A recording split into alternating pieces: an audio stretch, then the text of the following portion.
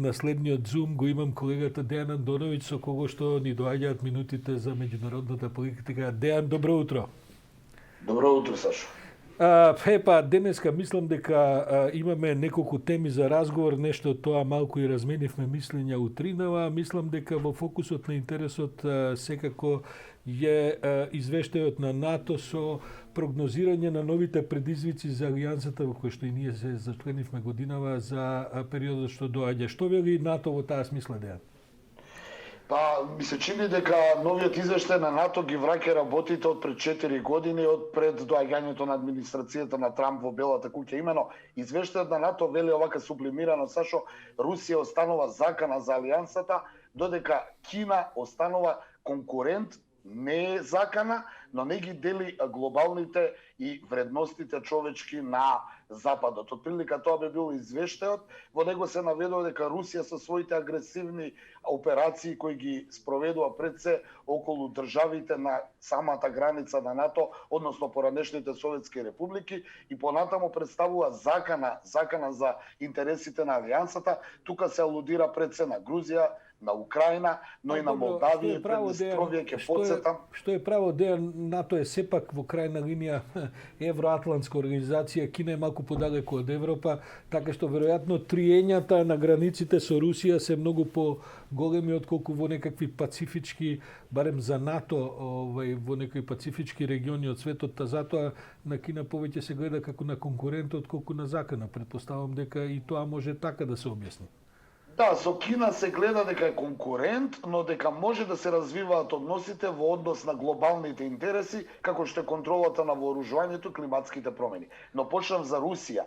Русија има агресивни, според НАТО, според извештајот на НАТО, агресивни операции, ги спроведува околу Украина, ги спроведува околу Грузија и почнав со Молдавија. Имено малкумина знаат или не е во светскиот фокус на вниманието ситуацијата во Молдавија, Приднестровје, каде што живее огромен број на руско население и каде руската армија е распоредена, направена енклава внатре во Молдавија. Молдавија доби нова премиерка од неодамна и таа побара од Москва под итно да се повлече руската армија од таму и Молдавија да се обиде да влезе во НАТО алијансата. Се разбира, Москва за сега тоа го одбива и таму има една огромна тензија која, повторно ќе кажам, глобалните медиуми како да немаат време поради ковидот и поради другите проблеми кои ги има во светот, да ја третираат и Молдавија, или можеби се внимателни, не знам. Ја спомнав Молдавија бидејќи таа не е толку далеку од нас, ако се земе во предвид дека ние сме нели членка на НАТО, па оттаму и овие извештаи и овие предупредувања од страна на НАТО алијансата на некој начин Сашо посредно се однесуваат и на нас. Исто така Русија е обвинета дека има операција околу Украина и дека има операција околу Грузија. Ќе потсетам, имаше операција околу Ерменија и Нагорно Карабах со Азербејџан. Сето тоа каде што на некој начин еден дел од тие држави бараат интеграција на нивните држави во НАТО.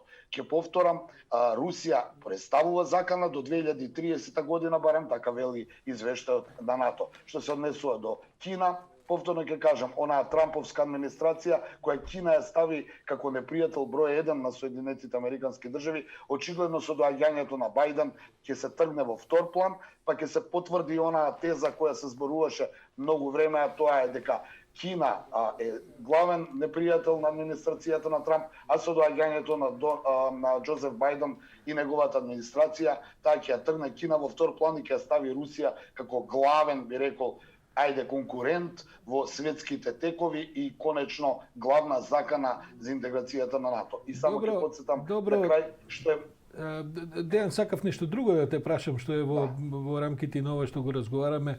Трамп. Многу време потрошивме на Трамп последниве 4 години. Се чини дека тој конечно ја прифаќа реалноста, дека ќе мора да се замине од Белата куќа. Неволно до душе, ама тоа е она што следува. Меѓутоа и на заминување најавува повторно кандидирање за 4 години за нов мандат. Што е најново на тој фронт?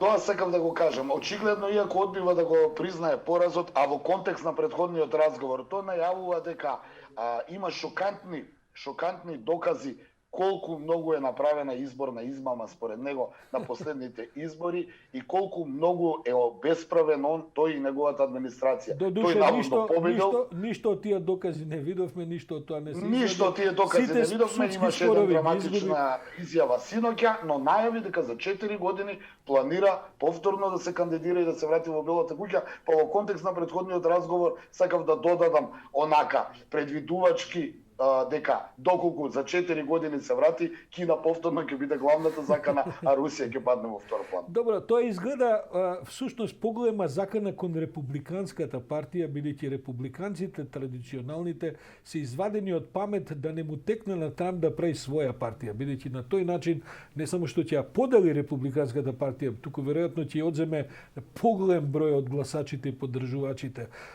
Та затоа сите го толерираат, му молчат, му се му умилкуваат, дури кога председателот Трамп говори очигледни невистини, да не употребам потешки зборови, и кога навистина логиката на работите што понекогаш ги кажува не е близко до она што може да се дефинира како логика.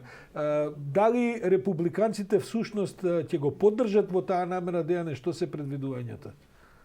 Јас лично не верувам и колку што успевам да ги видам видните сенатори и видните имиња воопшто од републиканската партија, тој нема никаква поддршка, тој немаше поддршка ни изминатите 4 години, сашо ќе потсетам, тој немаше некоја поддршка и на прошлите избори кога победи, толку голема поддршка од републиканците, но ми се чини дека Трамп изминатите, особено задните година дена, ја потроши на некој начин довербата која имаше од партијата. Оно што сакав да го кажам за крај на Доналд Трамп е дека ми се чини, ќе ја потсетам и ќе ја повржам работата на Трамп и на работите што се случуваат во Црна Гора. Има некој манир во светската политика, тоа е администрациите кои се во заминување да прават некои геостратешки потези кои ќе им отежнат на идните власти и ќе ги расипат односите. Зашто спомнав Црна Гора? Црна Гора тоа го направи власта која изминува со дипломатскиот скандал на некој начин со Србија, со повлекувањето на амбасадорите,